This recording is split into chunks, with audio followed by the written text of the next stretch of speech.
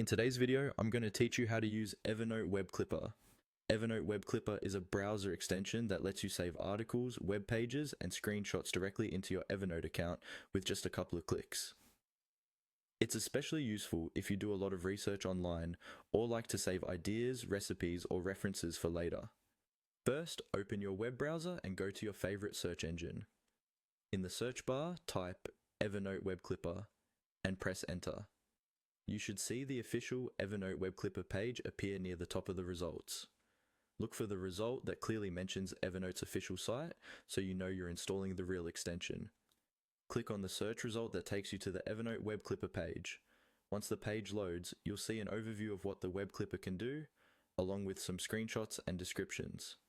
Take a moment to skim this if you'd like, but what we're really looking for is the button that says Get Web Clipper. Go ahead and click on Get Web Clipper. This will usually redirect you to a page that detects which browser you're using, such as Chrome, Firefox, Edge, or another supported browser.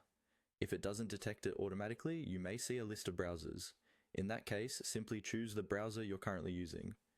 Next, you'll be taken to that browser's extension or add-on store page for Evernote Web Clipper. Here, you'll see an Add to or Install button, depending on the browser. Click that button to start installing the extension.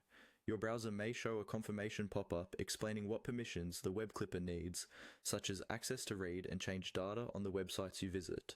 Review this information, then click to confirm and continue. After that, just follow the on-screen prompts. You may be asked to sign into your Evernote account or create one if you don't already have it. Once you're signed in, the Web Clipper icon should appear in your browser toolbar, usually near the top right corner. From there, you'll be ready to start clipping web pages directly into Evernote, keeping all your notes, ideas, and references organized in one place.